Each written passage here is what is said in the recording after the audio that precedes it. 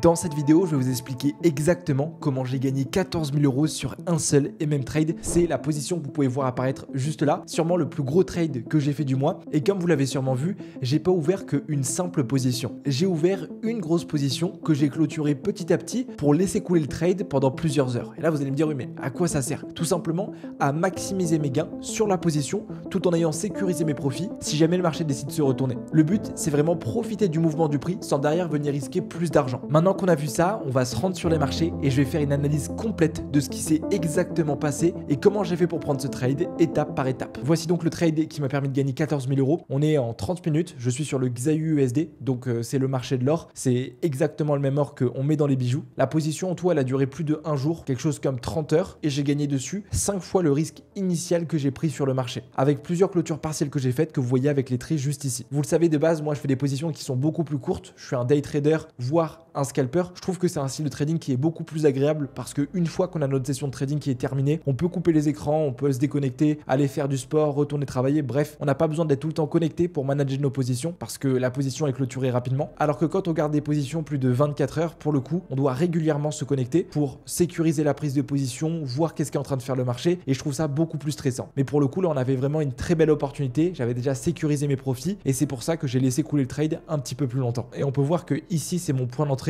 Le marché est parti en ligne droite, vraiment comme une fusée. C'est un trade parfait que j'appelle un trade 5 étoiles et que tout le monde aurait pu prendre. Alors, comment j'ai fait pour entrer sur ce trade et comment vous aussi, vous auriez pu capitaliser dessus? La première chose, c'est la tendance. Avant même d'ouvrir mon compte de trading, je cherche à savoir la tendance de marché. Donc, on est sur l'or et depuis le début de l'année, le marché est complètement haussier. Pour étudier la tendance, moi, je vais me servir de la théorie d'eau. La théorie d'eau, elle dit simplement qu'un marché haussier, c'est un marché qui nous fait à chaque fois des points hauts qui sont toujours plus hauts et des points bas qui sont eux aussi toujours plus hauts. Donc sur du 30 minutes, je suis haussier. Si je vais sur du 4 heures, j'étais pareil sur un marché qui faisait des poids hauts de plus au plus haut, donc aussi haussier. Du daily, pareil, marché extrêmement haussier et en weekly, même chose. J'avais alors un biais acheteur sur le marché et je cherchais des retracements baissiers pour trouver des achats et uniquement des achats. Il y a des Américains qui disent trend is your friend et vous allez voir que clairement, c'est ce qui m'a permis de faire ces gains. À chaque fois sur un marché haussier, on va avoir une explosion du prix, puis un retracement. Puis de nouveau, on vient casser un plus haut. Cette cassure du dernier plus haut, c'est ce qu'on appelle un break of structure. Et moi, c'est ce que je représente avec un petit X à l'écran. Ça montre que le marché est simplement en train de continuer la tendance,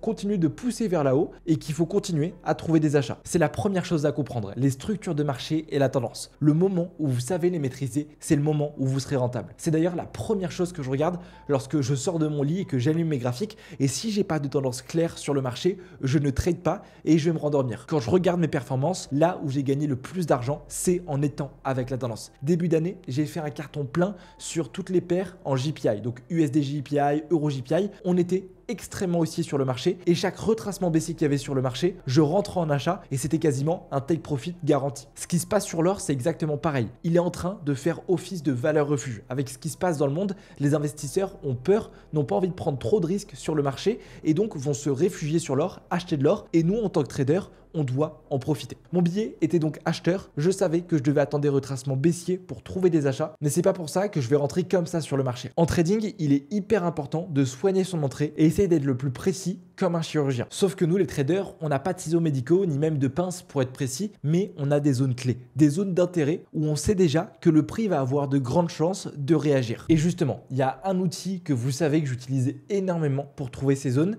c'est l'outil retracement de Fibonacci qu'on peut retrouver juste ici. On est tous d'accord pour dire que le but d'un investisseur ou d'un trader, c'est d'acheter le plus bas possible sur le marché pour revendre le plus haut possible et de revendre le plus haut possible pour racheter le plus bas. Ok, ça paraît logique et c'est sûr que c'est beaucoup plus facile à dire que à faire. Sauf avec cet outil Fibonacci. En fait, si vous le prenez, peut-être qu'au début, vous n'allez pas avoir le même paramétrage que moi. Vous avez juste ici à venir sur le petit rouage et mettre le 0,5% en avant. Les autres valeurs, vous pouvez les supprimer. Elles ne servent à rien du tout. En fait, tracer ce 0,5% va permettre de couper un mouvement en deux. C'est exactement ce que j'ai fait ici. J'ai pris ce point bas que j'ai fait glisser jusqu'à ce point haut et mon outil s'est configuré comme ça. En fait, la zone qui est sous les 0,5%, c'est ce qu'on appelle la zone discount. Ici, c'est intéressant intéressant de trouver des achats. Et vous commencez à voir pourquoi je suis rentré sur le trade. Et on a la zone au-dessus des 0,5 qui pour le coup n'est pas intéressant pour trouver des achats, mais qui est intéressant pour trouver des ventes. C'est ce qu'on appelle la zone premium. Et moi, sur quasiment toutes mes stratégies, lorsque je veux trouver des achats, je rentre uniquement sous les 0,5 et lorsque je veux trouver des ventes, je rentre uniquement au-dessus des 0,5.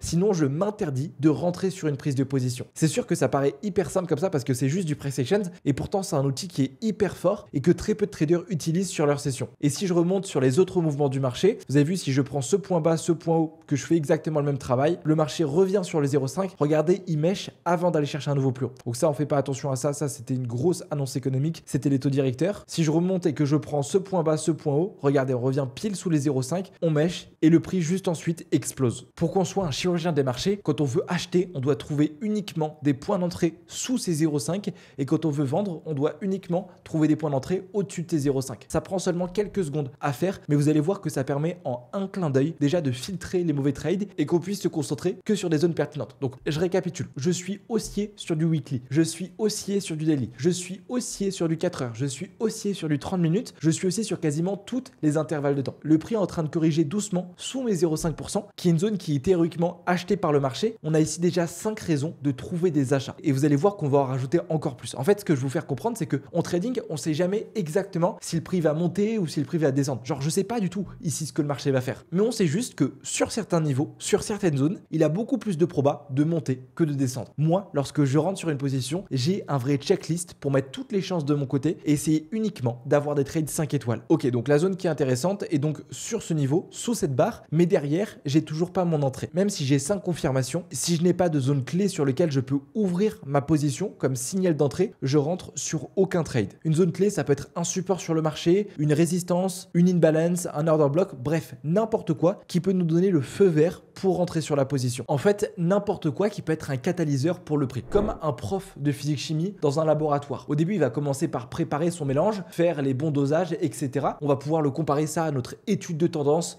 et l'identification des niveaux intéressants. Mais le prof de physique, c'est que quand il va rajouter une poudre ou le dernier liquide dans son mélange, que là, on va s'attendre à une réaction et qu'il y ait de la fumée ou je sais pas trop quoi. Nous, c'est pareil. On a déjà préparé notre billet, on a déjà préparé des grosses zones sur lesquelles on sait qu'on va devoir rentrer sur un trade, mais c'est que quand le marché va venir sur des zones de support, de résistance que vous avez identifiées juste avant, que le prix explosera. En fait, si je zoome mes graphiques, il se passe quelque chose ici d'assez intéressant. Un order block, c'est la dernière bougie baissière avant tout un rallye haussier. C'est une zone sur laquelle des banques et des fonds d'investissement ont ouvert leur position et vont protéger ce niveau. En plus de ça, vous avez vu qu'après la création de cette bougie, on a de l'imbalance qui est créé avec ce fort mouvement qui explose et ça montre bien qu'il s'est passé quelque chose ici et la puissance de ce niveau. Pour moi, vraiment comprendre comment bougent ces gros poissons sur le marché, donc les banques, les fonds d'investissement, c'est la clé du succès chez un trader rentable. Faut arrêter de croire que c'est nous simplement avec quelques milliers d'euros qui faisons bouger le cours des marchés. Non, c'est ces gros fonds d'investissement qui eux maîtrisent vraiment les marchés et sont réellement responsables des mouvements sur le prix. C'est pour ça que je m'attendais au moins à ce que ce niveau fasse office de support et comme vous l'avez vu, bingo. Je suis avec la tendance sous mes 0,5 plus sur un niveau de support institutionnel. Quelles sont maintenant les raisons ici pour que le prix chute? Elles sont extrêmement faibles et j'ai 6 confirmations pour trouver un achat. Mais je vais aller encore plus loin que ça. Je vais encore zoomer à l'intérieur de cette zone et je veux voir une réaction sur mon niveau. En fait, il faut toujours regarder comment le marché va réagir lorsqu'il arrive sur nos niveaux intéressants. Toujours garder à l'intérieur la création des bougies qui vont se former pour confirmer que les acheteurs sont là avec nous. Soit avec une bougie haussière comme une anglobande ou une bougie marteau, soit simplement voir une réaction. En gros, on veut surtout pas voir que le prix vienne fracasser notre zone avec des grosses bougies baissières. Le trading, je le vois vraiment comme une bataille perpétuelle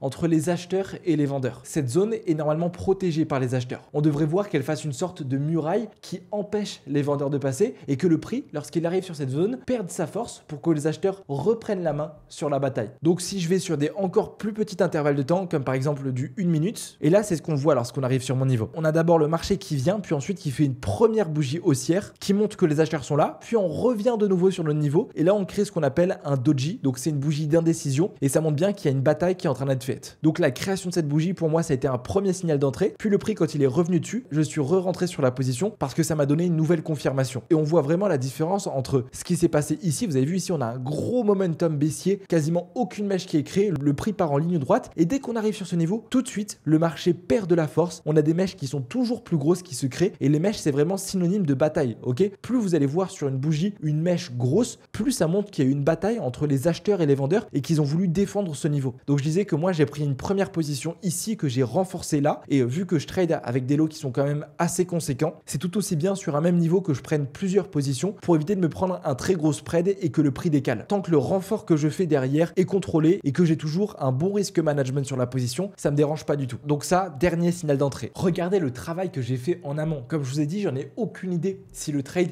va passer ou pas, c'est juste des probabilités. Et c'est pas pour rien d'ailleurs que les joueurs de poker sont très forts en trading et que les traders sont très forts en poker. On sait pas si le trade va passer, on sait pas si le prix va monter ou descendre. Au poker, on sait pas si le joueur d'en face a une meilleure main que nous. Ça relève du hasard. Par contre, on sait que statistiquement, on a une des meilleures mains possibles et donc c'est intéressant de parier. On sait qu'avec les confluences, avec les probabilités, toute l'étude qu'on a fait, la tendance, la fondamentale, les différentes unités de temps, les 0,5 de Fibonacci, l'order block, la réaction du prix, que le trade a des grosses probas de passer. Sauf que juste avant de rentrer sur n'importe quelle position, il faut savoir où est-ce qu'on va placer son take profit et son stop loss. Donc les objectifs sur son trade. Parce que j'ai beau avoir la meilleure analyse technique, avoir les meilleures confirmations. Si derrière je positionne mal mon stop loss, mal mes take profit, mon analyse peut tout à fait être bonne, mais je me retrouve quand même perdant sur le trade. Et comme au poker, le trading, ça peut nous arriver de perdre des mains, de perdre un trade. C'est comme ça, les pertes font partie du jeu et tous les gourous du trading qui vous disent qu'ils font aucun stop loss et que vous pouvez copier leur position avec 99% de succès vous mentent, je suis désolé de vous le dire. Mais on sait que sur le long terme, peut-être que si on prend 100 fois ce trade, il y aura 30 stop loss, mais les 70 take profit qu'on aura touché, en plus de rattraper les pertes qu'on aura fait, nous permettra de gagner de l'argent. Justement, en trading, le risque reward, donc combien je risque pour combien je gagne, c'est une des choses les plus importantes. Si derrière je me retrouve à prendre une position où je vais investir 1000 euros et gagner seulement 40 euros sur mon trade, c'est pas intéressant. Dans ce genre de cas de figure, je prends pas position. Et ça m'est déjà arrivé plein de fois d'avoir des trades même plus beaux que celui-ci, avec plus de confirmation, mais avec un risque reward qui était pas intéressant. Et donc tout simplement, j'ai regardé le marché faire et j'ai pas exécuté la position. Ok, donc je suis rentré comme ceci. Je commence toujours par positionner mon stop loss. Premièrement, je pouvais le mettre sur ce plus bas. Pour le coup, c'est un stop loss qui est hyper safe, mais ça me faisait un stop loss qui était assez gros, un truc comme 120 pips. C'est vraiment beaucoup trop gros. Je prends pas ce genre de trade. Je l'ai donc mis juste sous mon order block, comme ceci. Parce qu'en fait, je sais que si jamais le marché décide de casser cet order block et de clôturer dessous, premièrement, je repartirai baissier sur le marché. Et deuxièmement, ça veut dire que les vendeurs sont beaucoup plus forts que les acheteurs pour casser des niveaux institutionnels. Et donc, il faut que j'arrête de trouver des achats et uniquement trouver des ventes. En fait, je positionne un stop loss avec toutes les confluences que j'ai trouvées juste avant et qui, si jamais vient être touché, me donne faux sur chacune de ces confluences. Et alors oui, quand on voit le trade partir, etc., on peut se dire je peux avoir un stop loss encore plus optimisé. Je sais pas, on peut le mettre sous cette mèche ou par exemple sous les 50% de l'order block. Certes, c'est vrai, j'aurais pu optimiser ça, mais le marché aurait tout aussi bien pu venir me récupérer puis partir sans moi. Donc le stop loss, c'est la première chose hyper importante et ensuite mon take profit, donc mon objectif sur le trade. Et c'est ici que ça devient intéressant parce qu'il faut pas avoir un take profit trop petit, sinon statistiquement je vais être perdant. Si je choisis un take profit qui est beaucoup trop gros, et ben tout simplement le prix peut jamais venir le chercher et se retourner contre moi. Et un take profit moyen, ce serait pas un take profit qui me permettrait vraiment de maximiser mes gains sur le trade. Et c'est pour ça que j'adore ouvrir des positions en paliers et sécuriser petit à petit ces paliers. Vu qu'au trade en tendance, ça va forcément laisser nos gains sur chaque position et augmenter la rentabilité. C'est-à-dire que au lieu de faire une seule clôture, je vais clôturer le trade petit à petit en même temps que le prix monte. Et je le voyais avec toutes les confluences que j'avais, clairement le trade valait le coup. Et comme take profit, j'aurais pu aller chercher tout ce retracement, donc avec un risque reward qui est extrêmement intéressant. Donc ce trade, je le prends et en même temps, je le partage à tous les membres du groupe privé. Comme vous pouvez le voir juste ici, 23 septembre, j'achète XAUSD 2615, donc on était juste là. C'est le groupe sur lequel j'accompagne et je forme des futurs traders, mais je partage aussi toutes mes prises de position avec un take profit et un stop loss. Le but, c'est pas qu'ils fassent un simple copier-coller de mes trades, c'est qu'ils comprennent mes prises de position. Ok, super, on est dans le trade et vous avez vu, entrée sniper, le prix explose et on arrive à une fois mon risque sur le marché. C'est-à-dire qu'on revient pile à 1 de risque reward. Donc à partir de ce moment-là, méthodiquement, moi ce que je fais, c'est que je déplace le stop loss que j'avais configuré juste là et je le mets à mon point d'entrée, juste ici. À chaque fois, je rajoute quelques pips pour le spread et même des fois un de risque reward. Je vais me faire un petit partiel sur la prise de position. À partir de ce moment-là, je risque plus rien sur le trade et c'est pour ça que je vous disais que c'était hyper important d'avoir un bon point d'entrée sur le marché. Vraiment, moi, j'adore sécuriser mes trades, rapidement déplacer mon stop loss à break-even. Il y a Warren Buffett, qui est un des hommes les plus riches au monde, qui dit la règle numéro 1 dans l'investissement, c'est pas perdre d'argent. La règle numéro 2, c'est écouter la règle numéro 1. Et je suis tout à fait d'accord. En fait, en rapidement sécurisant ces trades, lorsqu'on atteint le palier de 1 de risque reward, au moins ça nous permet d'être safe. on ne peut plus rien perdre sur ce trade, on peut même se déconnecter et voir qu'est-ce qui est en train de faire le marché. Donc le marché pousse, de base je devais aller chercher ce niveau, mais ce qui me fait peur c'est qu'on est lundi matin et souvent le lundi il se passe pas grand chose sur le marché. Je me rends compte que j'ai juste là un niveau de résistance avec aussi un order block et donc je me dis bon ok, je vais attendre que le prix revienne sur ce niveau et quand le prix reviendrait sur ce niveau, je vais pourquoi pas me faire une clôture partielle. Donc là, session européenne qui passe, on a la session américaine et on revient pile sur ce niveau. Donc là, je reprends mes profits sur le trade et coupe une partie de la position. Et je me rends compte que en fait, si le prix vient exploser ce niveau, et ben il va pas simplement que aller chercher ses plus hauts, il va aller beaucoup plus haut et continuer la tendance haussière qu'il a. Et donc je décide d'avoir un take profit qui est ouvert. C'est-à-dire que la dernière position que je l'ai, je mets pas de take profit, j'ai juste mon stop loss qui est sécurisé et je vais voir entre guillemets qu'est-ce que le prix fait et si on a toujours le momentum de la tendance. La session américaine passe, on vient casser ses plus hauts et comme vous l'avez vu finalement cette zone elle était pas bête parce qu'on voit vraiment qu'elle a fait office de résistance, support et que là le prix est en train de ranger dessus sur la session américaine. Donc pas grand chose à faire sur la session américaine. Le marché continue de ranger, je suis toujours dans le trade. Vraiment, il faut apprendre à tenir ses positions. Ma session européenne qui ouvre, on continue de rester sur mon range et je commence de plus en plus à croire que finalement le marché va venir me break even et c'est la fin de cette position. Je trouve une nouvelle opportunité. Avant de prendre n'importe quelle décision, je vais attendre de voir ce qui se passe sur la session américaine. Sur la session américaine, on vient liquider ses plus bas et je vois que le prix est en train de pousser. Et là, grosse explosion du prix sur la session américaine. Là, je crois que j'avais en tout peut-être 10 000 $ qui tournaient et j'ai simplement attendu la fin de session américaine, donc vers 18h, 19h pour clôturer manuellement le trade et bien sûr tout le following, je le faisais à côté sur le groupe privé et prendre tous mes profits. Alors c'est sûr, le marché ensuite est parti beaucoup plus haut et c'est toujours frustrant de se dire ah, j'aurais pu aller chercher comme objectif final ce niveau ou ce niveau, mais c'est vraiment hyper malsain de dire ça, sachant qu'en plus c'était que lundi sur la prise de position. Donc souvent moi les débuts de semaine, lundi, mardi, je tâte le marché, j'évite de trop m'exposer et c'est que vers mercredi, jeudi, vendredi qu'on commence à avoir des mouvements intéressants sur le prix et que même de manière générale, c'est ici où on a le plus de volatilité. En plus de ça, la semaine juste avant, j'avais fait une semaine qui était un petit peu dégueulasse. Donc là, clôturer ce trade avec ces 14 000 € de profit, ça me permettait en plus de rattraper la semaine d'avant, déjà être au profit sur ma semaine et pouvoir tout exploser sur la fin de semaine. Ce genre de position, je les prends tous les jours sur le marché et je partage tout à l'intérieur du groupe privé et c'est ce qui permet aux membres qui me suivent, on est plus de 3500 traders connectés dessus, de gagner en moyenne 500 € par mois au bout de quelques semaines en ayant intégré le groupe privé. Si jamais tu veux en savoir plus et accéder aux prochaines positions, je t'invite à cliquer sur le premier lien juste en bas. Et puis si vous voulez avoir d'autres vidéos comme ça, d'explications où je vous montre des prises de position, mettez votre meilleur like, ça m'encouragera à en faire d'autres. C'était Casper, bon trading à vous.